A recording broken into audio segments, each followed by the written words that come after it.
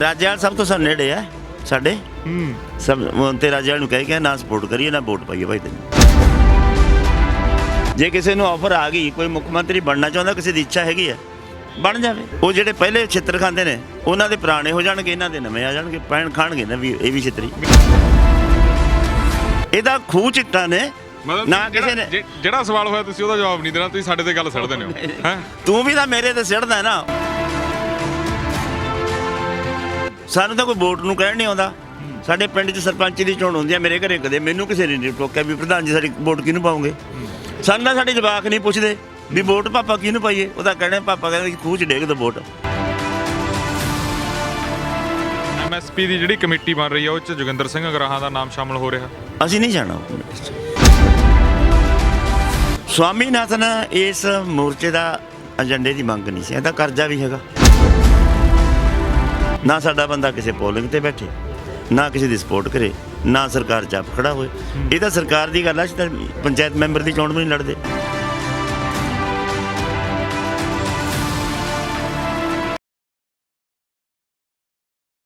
ਸਤਿ ਸ਼੍ਰੀ ਅਕਾਲ ਜੀ, ਤੁਸੀਂ ਦੇਖ ਰਹੇ ਹੋ RMP ਟੈਲੀਵਿਜ਼ਨ। ਮੈਂ ਰਤਨਦੀਪ ਸਿੰਘ ਢਾਲੀਵਾਲ।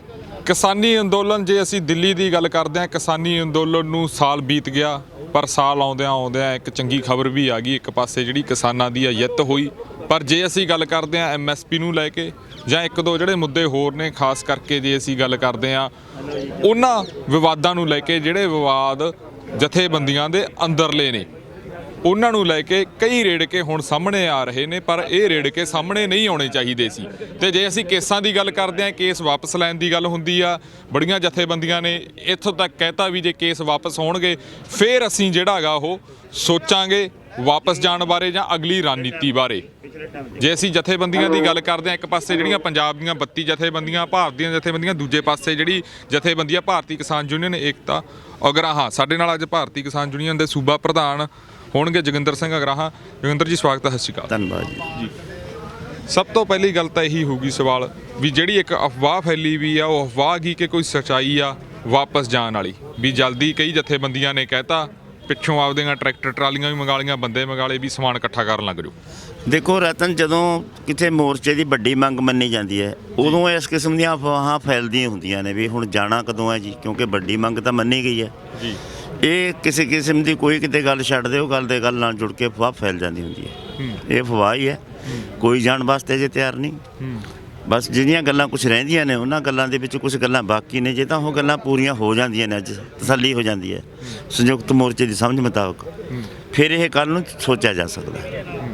ਪਰ ਜੇ ਉਹ ਮੰਗਾਂ ਸਟੈਂਡ ਕਰਦੀਆਂ ਨੇ ਫਿਰ ਮੈਨੂੰ ਲੱਗਦਾ ਵੀ ਸੰਭਵ ਨਹੀਂ ਹੈ ਜੀ। ਹਾਂ ਜੀ, ਤੁਸੀਂ ਆਪਦੀ ਜਿਹੜੀ ਥੱਲੇ ਜਥੇਬੰਦਕ ਢਾਂਚਾ ਗਾ, ਅੱਜ ਵੀ ਜਿਹੜੀ ਮੀਟਿੰਗ ਆ ਉਹ ਸਟਾਰਟ ਹੋਣ ਵਾਲੀ ਆ, ਤੁਸੀਂ ਇਹਨਾਂ ਨੂੰ ਕਹਿਤਾ ਕੋਈ ਚੀਜ਼ ਗਾਈਡਲਾਈਨਸ ਦਿੱਤੀ ਹੈ? ਨਹੀਂ, ਇਹਨਾਂ ਨੂੰ ਅਸੀਂ ਮੀਟਿੰਗ ਦਾ ਇਹਦਾ ਮਤਲਬ ਇਹ ਹੈ ਇਹਨਾਂ ਨੂੰ ਕੁੱਲ ਮੋਰਚੇ ਬਾਰੇ ਦੱਸਣਾ ਜੀ। ਮੋਰਚਾ ਕਿਵੇਂ ਚੱਲਿਆ, ਕਿੱਥੇ ਹੈ, ਮਾਨਸਿਕਤਾ ਅੱਗੇ ਵਾਸਤੇ ਤੁਹਾਡੀ ਤਿਆਰੀ ਰੱਖਣੀ ਚਾਹੀਦੀ ਹੈ। ਕੀ ਪਤਾ ਫੈਸਲਾ ਕਿਹਾ ਜਾ ਜੇ। ਇਹਨਾਂ ਨੂੰ ਤਾਂ ਸਿਰਫ ਇਸ ਕਰਕੇ ਤਸੱਲੀ ਕਰਾਉਣੀ ਆ ਵੀ ਇਹ ਸਾਡੇ ਤਾਂ ਪਹਿਲਾਂ ਹੀ ਗੱਲ ਚੱਲੀ ਹੋਈ ਹੈ ਵੀ ਲੜਾਈ ਅਜੇ ਮੁੱਕੀ ਨਹੀਂ, ਲੜਾਈ ਅਜੇ ਖੜੀ ਹੈ। ਕਰਜ਼ਾ ਖੜਿਆ ਹੈ, ਸਵਾਮੀਨਾਥਨ ਦੀ ਰਿਪੋਰਟ ਖੜੀ ਹੈ, MSP ਵਾਲੀ ਗੱਲ ਕਾਨੂੰਨੀ ਬਣਾਉਣ ਦੀਆਂ ਗੱਲਾਂ ਖੜੀਆਂ ਨੇ। ਇਹਨਾਂ 'ਤੇ ਲੜਾਈ ਚੱਲੂਗੀ। ਹੁਣ ਤੱਕ ਦਾ ਕਿੰਨਾ ਪ੍ਰੋਸੈਸ ਰਿਹਾ, ਕੀ ਤਜਰਬਾ ਰਿਹਾ ਸਾਡਾ ਸਾਂਝੇ ਚੱਲਣ ਦਾ, ਇਹ ਉਹਨਾਂ ਨਾਲੋਂ ਗੱਲਾਂ ਸਾਂਝੀਆਂ ਕਰਨੀਆਂ ਨੇ। ਸਾਂਝੇ ਚੱਲਣ ਦੇ ਕੀ ਫਾਇਦੇ ਹੋਏ ਜੀ, ਕਿਹੜੀਆਂ ਕਮੀਆਂ ਸਾਡੇ ਕੋਲ ਰਹੀਆਂ ਨੇ, ਕਿਹੜੀਆਂ ਤੁਹਾਡੇ ਕੋਲ ਰਹੀਆਂ ਨੇ, ਉਹ ਸਾਂਝੀਆਂ ਕਰਨ ਦੀ ਖਾਤਰ ਇੱਕ ਸਿੱਖਿਆ ਮੀਟਿੰਗ ਕਰਾਈ ਹੈ। ਗਾਂਹ ਸਾਡੇ ਵਾਸਤੇ ਕਿਹੜੀਆਂ ਚੁਣੌਤੀਆਂ ਨੇ ਉਹਨਾਂ ਨਾਲ ਕਿਵੇਂ ਨਜਿੱਠਣਾ, ਉਹ ਗੱਲਾਂ। ਜੇ ਕੇਸ ਵਾਪਸ ਹੁੰਦੇ ਨੇ MSP ਨੂੰ ਲੈ ਕੇ ਕਮੇਟੀ ਬਣਦੀ ਹੈ ਫਿਰ ਵਿਚਾਰ ਕਰ ਸਕਦੇ ਹੋ? ਦੇਖੋ, ਕੇਸ ਵਾਪਸ ਵਾਲੀ ਸਾਡੀ ਕੰਡੀਸ਼ਨ ਹੀ ਹੈ ਕਿ ਕੇਸ ਵਾਪਸ ਤੋਂ ਬਗੈਰ ਤਾਂ ਜਾਇਆ ਨਹੀਂ ਜਾ ਸਕਦਾ। ਕਿਉਂਕਿ ਅੰਦੋਲਨ ਦੇ ਵਿੱਚ ਜਿਹੜੇ ਅੰਦੋਲਨ ਦੀ ਖਾਤਰ ਅਸੀਂ ਇੰਨੇ ਚਿਰ ਤੋਂ ਬੈਠੇ ਹਾਂ ਉਹ ਮੰਗ ਮੰਨੇਗੀ, ਫਿਰ ਕੇਸ ਦਾ ਤਾਂ ਕੋਈ ਤੁਕ ਨਹੀਂ ਬਣਦੀ। ਲੌਜਿਕ ਹੀ ਨਹੀਂ ਹੈ ਕੋਈ ਵੀ ਤੁਸੀਂ ਕੇਸ ਸਟੈਂਡ ਤੁਹਾਡੇ ਫਿਰ ਕਿਵੇਂ ਕਰਨ। ਜੇ ਫਿਰ ਜਿੱਤ ਦਾ ਕੋਈ ਤੁਕ ਨਹੀਂ। ਜੇ ਸਾਡੇ ਦੇ ਕੇਸ ਤਾਂ ਸਟੈਂਡ ਕਰਦੇ ਨੇ, ਮੰਗ ਤੁਸੀਂ ਸਾਡੀ ਮੰਨ ਲਈ, ਯਾਨੀ ਇਹ ਦੋਨੇ ਗੱਲਾਂ ਇੱਕ ਦੂਜੇ ਨਾਲ ਜੁੜੀਆਂ ਹੋਈਆਂ ਨੇ। ਉਹਦੇ ਵਿੱਚੋਂ ਅੱਧੀ ਮੰਨ ਲੈਣਾ ਤਾਂ ਅੱਧੀ ਨਾ ਛੱਡ ਦੇਣਾ, ਇਹਦੇ ਕੋਈ ਲੌਜਿਕ ਨਹੀਂ। ਜੇ ਕੇਸ ਵਾਪਸੀ ਨਹੀਂ ਹੁੰਦੀ ਤਾਂ ਇੱਥੋਂ ਨਹੀਂ ਕੋਈ ਜਾਊਗਾ। ਸਵਾਮੀਨਾਥਨ ਨੂੰ ਲੈ ਕੇ ਬੜੀਆਂ ਚਾਰੀਆਂ ਚਰਚਾਵਾਂ ਹੁੰਦੀਆਂ ਰਹਿਣਾ, ਫਿਰ ਉਹ ਚੀਜ਼ ਭੁੱਲ ਜਾਓਗੇ? ਸਵਾਮੀਨਾਥਨ ਇਸ ਮੋਰਚੇ ਦਾ ਏਜੰਡੇ ਦੀ ਮੰਗ ਨਹੀਂ ਸੀ। ਇਹਦਾ ਕਰਜ਼ਾ ਵੀ ਹੈਗਾ। ਇਹ ਨਹੀਂ ਵੀ ਅਸੀਂ ਭੁੱਲ ਗਏ ਉਹ ਗੱਲਾਂ, ਕਿਉਂਕਿ ਜਿਹੜੇ ਮੋਰਚੇ ਦੇ ਉੱਤੇ ਸਾਰੇ ਲੋਕ ਇਕੱਠੇ ਹੋ ਕੇ ਲਿਆਂਦੇ ਨੇ ਅਸੀਂ, ਜੇ ਉਹ ਮੰਗ ਦੇ ਵਿੱਚ ਅਸੀਂ ਹੋਰ ਮੰਗਾਂ ਆਪਦੀ ਮਰਜ਼ੀ ਨਾਲ ਐਡ ਕਰੀ ਜਾਂਦੇ ਹਾਂ ਫਿਰ ਉਹ ਅਸ ਤੁਕ ਨਹੀਂ ਬਣਦੀ ਸਾਂਝੀ ਜਿਹੜੀ ਚੱਲਦਾ ਫਾਰਮ ਜਿਹੜਾ, ਇਹਦੇ 'ਚ 3 ਮੰਗਾਂ, ਪਰਾਲੀ ਵਾਲੀ, ਬਿਜਲੀ ਵਾਲੀ ਤੇ MSP ਵਾਲੀ, 3 ਕਾਨੂੰਨ ਤੇ 3 ਮੰਗਾਂ, ਇਹੀ 6 ਇਹ ਜੋ 5-6 ਮੰਗਾਂ ਜੋੜੀਆਂ ਹੋਈਆਂ ਸੀ ਜੀ। ਹਾਲਾਂਕਿ ਜਿਹੜੀ ਪੰਜਾਬ ਦੀ ਜਥੇਬੰਦੀਆਂ ਦੀ ਮੀਟਿੰਗ ਹੁੰਦੀ ਹੈ ਬੱਤੀਆਂ ਦੀ, ਉਸ 'ਚ ਤੁਸੀਂ ਸ਼ਾਮਲ ਨਹੀਂ ਹੁੰਦੀ, ਤੁਸੀਂ ਬਾਹਰੋਂ ਰਹਿ ਕੇ ਸਾਰਾ ਸਿਸਟਮ ਚਲਾਉਂਦੇ ਹੋ, ਪਰ ਇਹ ਵੀ ਕਿਹਾ ਜਾਂਦਾ ਵੀ ਜੋਗਿੰਦਰ ਸਿੰਘ ਅਗਰਾਹਾਂ ਨੂੰ ਸਭ ਕੁਝ ਪਤਾ ਹੁੰਦਾ ਵੀ ਅੰਦਰ ਬੱਤੀਆਂ ਦਾ ਕੀ ਹੋ ਰਿਹਾ ਹੈਗਾ। ਤੁਹਾਨੂੰ ਲੱਗਦਾ ਜਿਹੜੇ ਮਨਮੁਟਾਵ ਹੁਣ ਸਾਹਮਣੇ ਆ ਰਹੇ ਹੁਣ ਤਾਂ ਆਉਣੇ ਨਹੀਂ ਚਾਹੀਦੇ? ਦੇਖੋ ਬੱਤੀਆਂ ਦੇ ਵਿੱਚ ਕੀ ਹੋ ਰਿਹਾ, ਸਾਨੂੰ ਕੀ ਇੰਟਰਸਟ ਹੈ ਪਤਾ ਲੈਣ ਦਾ? ਬੱਤੀ ਆਪਸ 'ਚ ਕਿਵੇਂ ਚੱਲਦੇ ਨੇ, ਸਾਡਾ ਤਾਂ ਕੋਈ ਦਿਲਚਸਪੀ ਨਹੀਂ ਇਸ ਗੱਲ ਨਾਲ। ਸਾਡੇ ਸਾਹਮਣੇ ਜਦੋਂ ਕੋਈ ਗੱਲ ਰੱਖਦੇ ਨੇ ਸਾਨੂੰ ਤਾਂ ਉਸ ਗੱਲ ਨਾਲ ਦਿਲਚਸਪੀ ਜ਼ਰੂਰ ਹੈ। ਬੱਤੀ ਆਪਸ 'ਚ ਕਿਵੇਂ ਰਹਿੰਦੇ ਨੇ, ਸਾਡਾ ਤਾਂ ਸ਼ਰੀਕਾ ਹੀ ਉਹਨਾਂ ਨਾਲ ਕੋਈ। ਅਸੀਂ ਤਾਂ ਸੰਯੁਕਤ ਮੋਰਚੇ ਦੇ ਵਿੱਚ ਮੀਟਿੰਗਾਂ ਦੇ ਵਿੱਚ ਜਿਹੜੇ ਫੈਸਲੇ ਹੁੰਦੇ ਨੇ ਉਹਨਾਂ ਨੂੰ ਲਾਗੂ ਕਰ ਦਿੰਦੇ ਆ। ਅੱਜ ਤਾਂ ਸੁਣਨ ਤੁਸੀਂ ਤਾਂ ਵਿੱਚ ਹੀ ਰਹੇ ਹੋ ਪੂਰੇ ਮੋਰਚੇ ਦੇ, ਅਸੀਂ ਤਾਂ ਕਿਹਾ ਵੀ ਸਾਨੂੰ ਤਾਂ ਭਾਵੇਂ ਸੰਯੁਕਤ ਮੋਰਚੇ ਦੀ ਮੀਟਿੰਗ 'ਚ ਨਾ ਬੁਲਾਓ, ਤੁਸੀਂ ਉੱਥੇ ਫੈਸਲਾ ਕਰਕੇ ਸਾਨੂੰ ਸੁਨੇਹਾ ਲਾ ਦਿਓ ਵੀ ਆਹ ਪ੍ਰੋਗਰਾਮ ਲਿਖਤਾ, ਅਸੀਂ ਉਹ ਲਾਗੂ ਕਰਦਿਆ ਕਰਾਂਗੇ। ਅਸੀਂ ਤਾਂ ਦਿੱਲੀ ਵਾਲੇ ਮੋਰਚੇ 'ਚ ਘੱਟੋ ਘੱਟ ਇਸ ਗੱਲ ਤੇ ਸਹਿਮਤ ਹੁੰਦੇ ਵੀ ਦਿੱਲੀ ਵਾਲਾ ਮੋਰਚਾ ਇਕਜੁੱਟ ਹੋ ਕੇ ਇੱਥੋਂ ਨਿਪਟਾਰਾ ਕਰਕੇ ਚਲਾ ਜਾਵੇ। ਇਹ ਸਾਂਝ ਪੁੱਗ ਜੇ ਸਾਡੀ, ਇਹੀ ਬਹੁਤ ਵੱਡੀ ਗੱਲ ਹੈ। ਇਹ ਅਸੀਂ ਪੁਗਾਈ ਹੈ ਹੁਣ ਤੱਕ, ਤੇ ਇਹ ਤੁਸੀਂ ਦੇਖਿਆ ਹੋਣਾ ਵੀ ਸਾਡੀ ਕੰਟਰਾਵਰਸੀ ਕਦੇ ਕਿਸੇ ਜਥੇਬੰਦੀ ਨਾਲ ਨਹੀਂ ਹੋਈ। ਆ ਸਾਰੇ ਮੋਰਚੇ ਦੌਰਾਨ ਸਾਡੇ ਬਖਰੇਵੇਂ ਤਾਂ ਹੈਗੇ ਨੇ, ਪਰ ਸਾਡੀ ਕਿਤੇ ਕੰਟਰਾਵਰਸੀ ਨਹੀਂ। ਅਸੀਂ ਆਪਣੀ ਗੱਲ ਰੱਖਿਓ ਹੋਣੇ ਆ ਮੋਰਚੇ ਦੇ ਵਿੱਚ, ਸਾਡੀ ਗੱਲ ਲਾਗੂ ਹੁੰਦੀ ਹੈ ਕਿ ਨਹੀਂ ਹੁੰਦੀ ਇਸ ਗੱਲ ਦਾ ਤਾਂ ਸਵਾਲ ਹੀ ਨਹੀਂ। ਲਾਗੂ ਤਾਂ ਉਹ ਜਿਹੜੀ ਬਹੁਤ ਸੰਮਤੀ ਦਾ ਫੈਸਲਾ ਹੋਊਗਾ। ਇਸ ਕਰਕੇ ਅਸੀਂ ਤਾਂ ਆਪਣੀਆਂ ਗੱਲਾਂ ਰੱਖਦੇ ਰਹੇ ਹਾਂ, ਉਹਦੇ ਪੋਜੀਸ਼ਨਾਂ ਰੱਖਦੇ ਰਹੇ। ਸਾਨੂੰ ਤਾਂ ਉਲਝਣ ਪਈ ਨਹੀਂ ਇਹ ਮੋਰਚੇ 'ਚ। ਜੀ MSP ਦੀ ਜਿਹੜੀ ਕਮੇਟੀ ਬਣ ਰਹੀ ਹੈ ਉਹ 'ਚ ਜੋਗਿੰਦਰ ਸਿੰਘ ਅਗਰਾਹਾਂ ਦਾ ਨਾਮ ਸ਼ਾਮਲ ਹੋ ਰਿਹਾ? ਅਸੀਂ ਨਹੀਂ ਜਾਣਾ ਉਹ ਕਮੇਟੀ 'ਚ। ਕਾਰਨ ਇਹ ਹੈ ਵੀ ਅਸੀਂ ਸਮਝਦੇ ਹਾਂ ਵੀ ਇਸ ਕਮੇਟੀ ਨੇ ਜਿਹੜੀ ਜਾਣੀ ਹੈ, ਕਮੇਟੀ ਬਣ ਗਈ, ਚਲੋ ਬਹੁਤ ਸੰਮਤੀ ਜਥੇਬੰਦੀਆਂ ਦੀ ਇਹ ਗੱਲ ਕਹਿੰਦੀ ਹੈ ਵੀ ਬਣਾਉਣੀ ਚਾਹੀਦੀ ਹੈ ਆਪਾਂ ਨੂੰ। ਸਾਡਾ ਮਤ ਹੈ ਵੀ ਸਾਨੂੰ ਲੱਗਦਾ ਵੀ ਇਸ ਕਮੇਟੀਆਂ ਪਹਿਲਾਂ ਬਹੁਤ ਬਣੀਆਂ ਨੇ। ਇੱਕ ਕਮੇਟੀ ਤਾਂ ਮੋਦੀ ਸਾਹਿਬ ਉਹਦੇ ਪ੍ਰਧਾਨ ਹੀ ਸੀ, ਚੇਅਰਮੈਨ ਸੀ ਉਹ ਕਮੇਟੀ ਦੇ, ਜਿਹੜੀ ਬਣਾਈ ਹੋਈ ਹੈ ਮਨਮੋਹਨ ਦੇ ਵੇਲੇ ਬਣਾਈ ਸੀ। ਉਹ ਕਮੇਟੀ ਤੇ ਕੋਈ ਸਿੱਟੇ ਨਹੀਂ, ਪਹਿਲਾਂ ਕਿੰਨੀਆਂ ਕਮੇਟੀਆਂ ਬਣੀਆਂ ਨੇ ਉਹਦਾ ਕੋਈ ਸਿੱਟਾ ਨਹੀਂ। ਠੀਕ ਹੈ, ਇਹ ਗੱਲ ਕੁਛ ਪ੍ਰੋਸੈਸ ਚੱਲ ਪਊਗਾ ਇਹਦਾ MSP ਤੇ, ਉਹਦੀ ਖਾਤਰ ਉਹਨਾਂ ਦੀ ਸੋਚ ਹੈ ਵੀ ਆਪਾਂ ਨੂੰ ਜਾਣਾ ਚਾਹੀਦਾ। ਸਾਡਾ ਇਤਰਾਜ਼ ਵੀ ਨਹੀਂ ਜੋ ਉਹ ਜਾਂਦੇ ਨੇ, ਤੇ ਸਾਨੂੰ ਕੋਈ ਇਹ ਦਿਲਚਸਪੀ ਨਹੀਂ ਜਾਣ ਦੀ। ਜੀ, ਤੇ ਜਿਹੜੀ ਟਾਈਮ ਬਾਉਂਡ ਦੀ ਗੱਲ ਹੁੰਦੀ ਹੈ, ਕਿੰਨਾ ਟਾਈਮ ਬਾਉਂਡ ਹੋਣਾ ਚਾਹੀਦਾ? ਦੇਖੋ ਟਾਈਮ ਉਹ ਅਸੀਂ ਕਹਿੰਦੇ ਸੀ ਵੀ 2 ਮਹੀਨੇ ਦਾ ਥੋੜ੍ਹੇ ਹੁੰਦੇ ਨੇ, 3 4 5 6 ਮਹੀਨੇ ਤਾਂ ਲਈ ਜਾਂਦੇ ਹੁੰਦੇ ਇਹ। 6 ਮਹੀਨਿਆਂ ਬਾਅਦ 3 ਮਹੀਨਿਆਂ ਬਾਅਦ ਉਹ 'ਚ ਕੀ ਹੈ ਬਣਦੀ ਹੈ ਜੀ, ਤਾਂ ਇਹ ਵੀ ਨਹੀਂ ਸਾਫ਼ ਵੀ ਉਹਦੀ ਬਣਤਰ ਕਿਸ ਕਿਸਮ ਦੀ ਹੋਊਗੀ। 5 ਕਿਸਾਨਾਂ 'ਚੋਂ ਜਾਣਗੇ ਨੁਮਾਇੰਦੇ, ਦੂਜੇ ਨੁਮਾਇੰਦੇ ਕੌਣ ਹੋਣਗੇ, ਕਹੀ ਜੀ ਬਣਤਰ ਉਹ ਤਾਂ ਜਿਹੜੀ ਪੋਜੀਸ਼ਨ ਹੈ ਬਾਅਦ 'ਚ ਸਾਹਮਣੇ ਆਊਗੀ। ਜੇ ਅਗਰਾਹਾਂ ਜਥੇਬੰਦੀ ਦੀ ਗੱਲ ਕਰਦੇ ਹਾਂ, ਖਾਸ ਕਰਕੇ ਮਾਲਵੇ ਦੀ ਗੱਲ ਹੁੰਦੀ ਹੈ ਕਿ ਪੈਰਲਰ ਸਰਕਾਰ ਚੱਲਦੀ ਆ, ਹੁਣ ਵਿਧਾਨ ਸਭਾ ਚੋਣਾਂ ਬਾਰੇ ਕੀ ਇਰਾਦਾ? ਵਿਧਾਨ ਸਭਾ ਚੋਣਾਂ ਤਾਂ ਸਾਡਾ ਕੋਈ ਇਰਾਦਾ ਨਹੀਂ ਹੈ ਲੜਨ ਦਾ। ਅਸੀਂ ਤਾਂ ਪਹਿਲਾਂ ਜਿਹੜੀ ਆਪਣੀ ਪੋਜੀਸ਼ਨ 'ਤੇ ਖੜ੍ਹੇ ਹਾਂ ਉਸੇ 'ਤੇ ਖੜ੍ਹੇ ਹਾਂ। ਅਸੀਂ ਇਲੈਕਸ਼ਨ ਨਹੀਂ ਲੜਨੀ, ਨਾ ਅਸੀਂ ਇਲੈਕਸ਼ਨ ਲੜਨੀ ਹੈ, ਨਾ ਅਸੀਂ ਸਪੋਰਟ ਕਰਨੀ ਹੈ ਕਿਸੇ ਦੀ। ਇਹ ਵੋਟਾਂ ਨੇ, ਇਹਨਾਂ ਦੀਆਂ ਮਰਜ਼ੀ ਹੈ ਪਾਉਣ ਜਾਣ, ਨਹੀਂ ਮਰਜ਼ੀ ਨਾ ਪਾਉਣ ਜਾਣ। ਨਾ ਸਾਡਾ ਬੰਦਾ ਕਿਸੇ ਪੋਲਿੰਗ 'ਤੇ ਬੈਠੇ, ਨਾ ਕਿਸੇ ਦੀ ਸਪੋਰਟ ਕਰੇ, ਨਾ ਸਰਕਾਰ 'ਚ ਆਪ ਖੜਾ ਹੋਏ। ਇਹ ਤਾਂ ਸਰਕਾਰ ਦੀ ਗੱਲ ਹੈ। ਅਸੀਂ ਤਾਂ ਪੰਚਾਇਤ ਮੈਂਬਰ ਦੀ ਚੋਣ ਵੀ ਨਹੀਂ ਲੜਦੇ, ਸੁਸਾਇਟੀ ਦੀ ਚੋਣ ਵੀ ਨਹੀਂ ਲੜਦੇ, ਚੋਣ ਤਾਂ ਅਸੀਂ ਕੋਈ ਵੀ ਨਹੀਂ ਲੜਦੇ। ਤੇ ਜਿਹੜੇ ਕਿਸਾਨ ਆਗੂਆਂ ਨੂੰ ਆਫਰ ਤੱਕ ਕਹਿੰਦੇ ਆ ਗਏ ਮੁੱਖ ਮੰਤਰੀ ਦੀ ਕੁਰਸੀ ਦੇ? ਦੇਖੋ ਰਤਨ, ਜੇ ਹੁਣ ਤੈਨੂੰ ਆਫਰ ਹੋ ਜੇ, ਮੈਨੂੰ ਕਾਹਦਾ ਇਤਰਾਜ਼ ਆ ਬਾਈ? ਤੂੰ ਜਾ ਵੜ ਮੁੱਖ ਮੰਤਰੀ ਦੀ ਕੁਰਸੀ ਦੇ। ਜੇ ਕਿਸੇ ਨੂੰ ਆਫਰ ਆ ਗਈ, ਕੋਈ ਮੁੱਖ ਮੰਤਰੀ ਬਣਨਾ ਚਾਹੁੰਦਾ, ਕਿਸੇ ਦੀ ਇੱਛਾ ਹੈਗੀ ਹੈ, ਬਣ ਜਾਵੇ। ਉਹ ਜਿਹੜੇ ਪਹਿਲੇ ਛਿੱਤਰ ਖਾਂਦੇ ਨੇ ਉਹਨਾਂ ਦੇ ਪੁਰਾਣੇ ਹੋ ਜਾਣਗੇ, ਇਹਨਾਂ ਦੇ ਨਵੇਂ ਆ ਜਾਣਗੇ, ਪੈਣ ਖਾਣਗੇ ਨਾ ਵੀ ਇਹ ਵੀ ਛਿੱਤਰੀ। ਨਹੀਂ, ਜੇ ਕਿਸਾਨ ਆਗੂ ਕੋਈ ਹੋਵੇ ਤਾਂ ਤੁਸੀਂ ਸਪੋਰਟ ਤਾਂ ਕਰੋਗੇ ਉਹਨਾਂ 'ਚ ਹੀ ਤੁਸੀਂ ਹੋ ਕਿ ਨਹੀਂ? ਰਾਜੇਵਾਲ ਸਭ ਤੋਂ ਸਾਨੂੰ ਨੇੜੇ ਆ ਸਾਡੇ, ਸਭ ਤੇ ਰਾਜੇਵਾਲ ਨੂੰ ਕਹਿ ਕੇ ਨਾ ਸਪੋਰਟ ਕਰੀਏ ਨਾ ਵੋਟ ਪਾਈਏ ਭਾਈ ਤੈਨੂੰ। ਕਹਿੰਦੇ ਰਾਜੇਵਾਲ ਸਾਹਿਬ ਵੀ ਸਭ ਤੋਂ ਕੁਰਸੀ ਦੇ ਨੇੜੇ ਨੇ। ਇਹ ਤਾਂ ਤੁਹਾਨੂੰ ਪਤਾ ਹੋਣਾ, ਸਾਨੂੰ ਨਹੀਂ ਉਹਨੇ ਕਿਹਾ। ਸਾਨੂੰ ਤਾਂ ਇਹ ਕਿਹਾ ਵੀ ਮੈਂ ਚੋਣ ਨਹੀਂ ਲੜਨੀ। ਕੁਰਸੀ ਦੇ ਦੂਰ ਨੇ ਕਿ ਨੇੜੇ ਤਾਂ ਉਹਨਾਂ ਨੂੰ ਪੁੱਛਿਓ, ਪਰ ਅਸੀਂ ਕਿਹਾ ਵੀ ਤੁਸੀਂ ਨਾ ਲੜਿਓ। ਅਸੀਂ ਤਾਂ ਸਲਾਹ ਦੇ ਕੇ ਆ। ਤੁਸੀਂ ਸਲਾਹ ਦਿੱਤੀ, ਮੰਨਣਗੇ ਸਲਾਹ? ਦੇਖੋ ਨਾ ਮੰਨਣਾ ਰਤਨ, ਅਸੀਂ ਤਾਂ ਤੈਨੂੰ ਕਹਿ ਸਕਦੇ ਹਾਂ ਵੀ ਆਹ ਡੌਰੂ ਜਾਂ ਹਰੇਕ ਦੇ ਮੂੰਹ ਤੇ ਨਾ ਲਾਇਆ ਕਰ। ਹੁਣ ਤਾਂ ਤੇਰੀ ਮਰਜ਼ੀ ਹੈ, ਜਿਹਦੇ ਮਰਜ਼ੀ ਲਾ ਦੇ, ਇਹ ਤਾਂ ਤੇਰੀ ਮਰਜ਼ੀ ਹੈ। ਅਸੀਂ ਤਾਂ ਕਹਿ ਸਕਦੇ ਹਾਂ, ਮੰਨਣਾ ਨਾ ਮੰਨਣ ਦੀ ਮਰਜ਼ੀ। ਤੁਹਾਡੇ ਕੋਲੇ ਕੋਈ ਆਈ ਤਾਂ ਹੋਊ ਪਾਰਟੀ ਕਿ ਹਜੇ ਤੱਕ ਕੋਈ ਨਹੀਂ ਆਇਆ? ਸਾਡੇ ਕੋਲੇ ਕਾਹਦੇ ਵਾਸਤੇ ਆਉਣਾ? ਸਾਨੂੰ ਤਾਂ ਕੋਈ ਵੋਟ ਨੂੰ ਕਹਿਣ ਨਹੀਂ ਆਉਂਦਾ। ਸਾਡੇ ਪਿੰਡ 'ਚ ਸਰਪੰਚ ਦੀ ਚੋਣ ਹੁੰਦੀ ਹੈ, ਮੇਰੇ ਘਰੇ ਕਦੇ ਮੈਨੂੰ ਕਿਸੇ ਨੇ ਨਹੀਂ ਟੋਕਿਆ ਵੀ ਪ੍ਰਧਾਨ ਜੀ ਸਾਡੀ ਵੋਟ ਕਿਹਨੂੰ ਪਾਉਂਗੇ। ਸਾਨੂੰ ਤਾਂ ਸਾਡੇ ਜਵਾਕ ਨਹੀਂ ਪੁੱਛਦੇ ਵੀ ਵੋਟ ਪਾਪਾ ਕਿਹਨੂੰ ਪਾਈਏ। ਉਹ ਤਾਂ ਕਹਿਣਾ ਪਾਪਾ ਕਹਿੰਦੇ ਖੂਹ 'ਚ ਡੇਗ ਦੋ ਵੋਟ, ਕਿਹਨੂੰ ਪਾਉਂਗੇ। ਜਿਹੜੀ ਫਿਰ ਅਗਰਾਹਾਂ ਸਾਹਿਬ ਜਿਹੜੀ ਆਹ ਗੱਲ ਪ੍ਰਚਲਿਤ ਹੋ ਜਾਂਦੀ ਹੈ, ਕਦੇ ਆ ਜਾਂਦਾ ਗਾ ਵੀ ਜੋਗਿੰਦਰ ਸਿੰਘ ਅਗਰਾਹਾਂ, ਝੰਡਾ ਸਿੰਘ, ਸੁਖਦੇਵ ਸਿੰਘ ਕੋਕਰੀ ਕਲਾਂ ਕਾਂਗਰਸ ਦੇ ਪਾਲੇ 'ਚ ਬੈਠਿਆ, ਕਦੇ ਆ ਜਾਂਦਾ ਅਕਾਲੀ ਦਲ ਦੇ ਪਾਲੇ 'ਚ ਬੈਠਾ। ਇਹ ਕੌਣ ਹੈ? ਇਹ ਕਿਹੜਾ ਬੰਦਾ ਜਿਹੜੀ ਅਫਵਾਹ ਫੈਲਾਉਂਦਾ?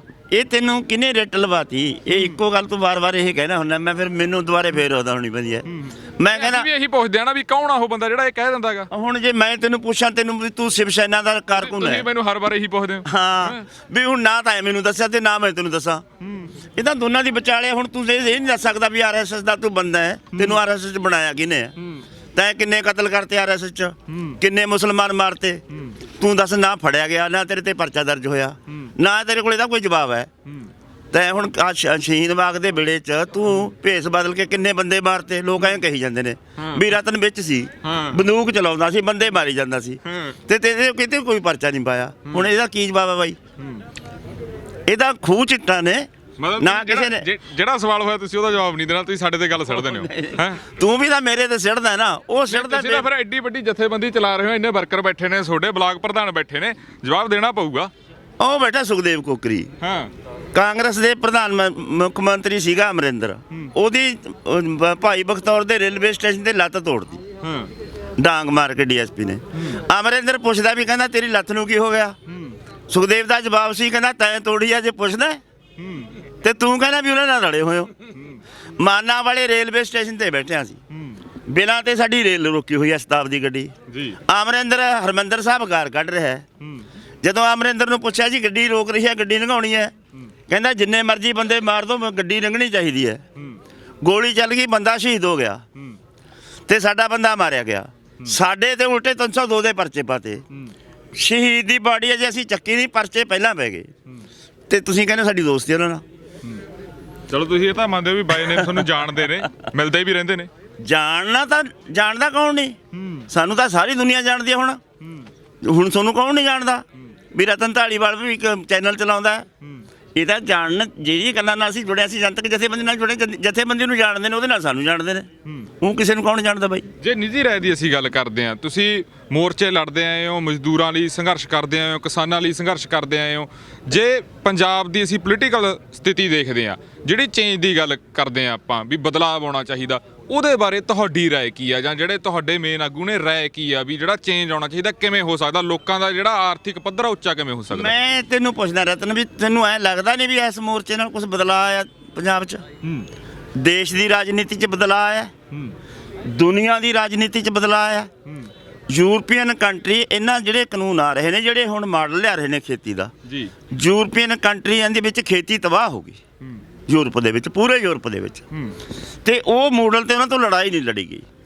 ਇਹ ਜਿਹੜੀ ਲੜਾਈ ਹੈ, ਉਹਨਾਂ ਦੀਆਂ ਮੇਰੇ ਖਿਆਲ 'ਚ 160 ਜਥੇਬੰਦੀਆਂ ਨੇ ਲਿਖਤੀ ਮੈਸੇਜ ਪਾਇਆ ਹੈ ਵੀ ਜਿਹੜੀ ਲੜਾਈ ਸਾਡੇ ਕੋਲੋਂ ਨਹੀਂ ਲੜੀ ਗਈ, ਉਹ ਤੁਸੀਂ ਲੜੀ ਹੈ। ਇਹਦਾ ਮਤਲਬ ਜਿਹੜਾ ਕਾਰਪੋਰੇਟ ਨੂੰ ਟੱਕਰ ਤੁਸੀਂ ਦਿੱਤੀ ਹੈ, ਇਹ ਕਿਸੇ ਤੋਂ ਦਿੱਤੀ ਨਹੀਂ ਗਈ। ਇਦੋਂ ਪਹਿਲਾਂ ਲੜਾਈ ਹੁੰਦੀ ਸੀ ਪ੍ਰਧਾਨ ਮੰਤਰੀ ਨਾਲ, ਮੁੱਖ ਮੰਤਰੀ ਨਾਲ।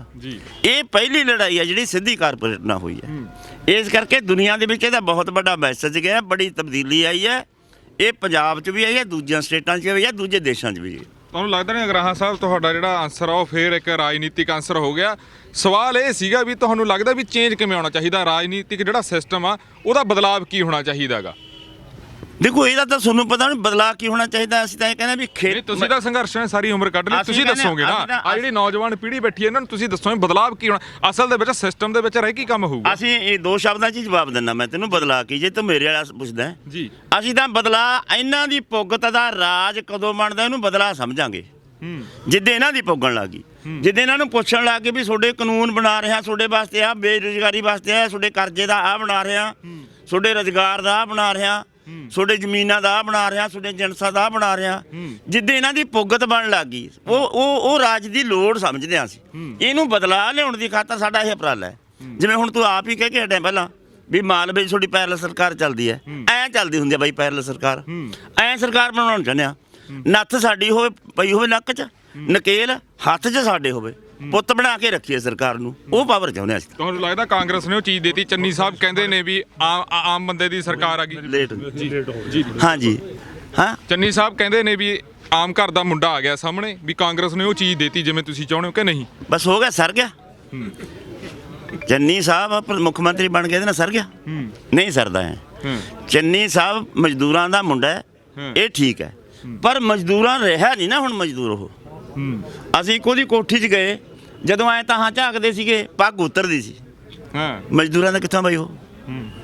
ਕਲਾਸ ਦੂਜੀ ਚਲਾ ਗਿਆ, ਜੰਮਿਆ ਮਜ਼ਦੂਰਾਂ ਦੇ ਸੀ, ਜਮਾਤ ਦੂਜੀ ਚਲਾ ਗਿਆ, ਰੱਖਿਆ ਉਹਨਾਂ ਦੀ ਕਰਦਾ ਹੈ, ਉਹਨਾਂ ਦੇ ਪਹਿਰੇਦਾਰੀ ਕਰਦਾ ਹੈ, ਉਹਨਾਂ ਦੇ ਨੀਤੀਆਂ ਲਾਗੂ ਕਰਦਾ ਹੈ।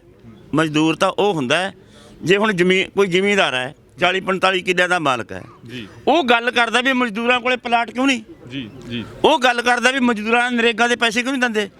ਉਹਦੀ ਸੋਚ ਕਿਹੜੀ ਹੈ? ਉਹ ਛੋਟੇ ਲੋਕਾਂ ਦੀ, ਗਰੀਬ ਲੋਕਾਂ ਦੀ ਗੱਲ ਕਰਦਾ ਹੈ। ਉਹ ਸਰਮਾਏਦਾਰ ਨਾ ਰਿਹਾ ਜਿਹਦੀ ਸੋਚ ਬਦਲ ਗਈ। ਜੇ ਕਿਸੇ ਗਰੀਬ ਦੀ ਮਹਿਲਾ ਦੀ ਸੋਚ ਬਣ ਗਈ, ਉਹ ਮਹਿਲਾ 'ਚ ਜਾ ਵੜਿਆ, ਜੰਮਿਆ ਗਰੀਬ ਦੇ, ਉਹ ਗਰੀਬ ਨਹੀਂ ਰਿਹਾ। ਨਹੀਂ, ਪਰ ਉਹ ਤਾਂ ਕਹਿੰਦੇ ਵੀ ਮੈਂ ਸੰਘਰਸ਼ ਕਰਕੇ ਉੱਪਰ ਤੱਕ ਆਇਆ, ਮੈਂ ਸਮਝਦਾ ਇਹਨਾਂ ਦਾ ਦਰਦ। ਪਾਣੀ ਮੈਂ ਲਾਉਂਦਾ ਰਿਹਾ, ਸਾਰਾ ਕੁਝ ਹੀ ਤੁਸੀਂ ਦੇਖਦੀਆਂ ਵੀਡੀਓ ਚੱਲਦੀਆਂ ਰਹਿੰਦੀਆਂ। ਹੁਣ ਤਾਂ ਆਪਣੀਆਂ ਬੇਲੋੜੀਆਂ ਗੱਲਾਂ ਤੇ ਬਹਿਸ ਚੱਲ ਪਈ। ਇਹਦਾ ਕੋਈ ਲੋੜ ਨਹੀਂ, ਇਹਦਾ ਵਾਹ ਵਾਸਤਾ ਨਹੀਂ।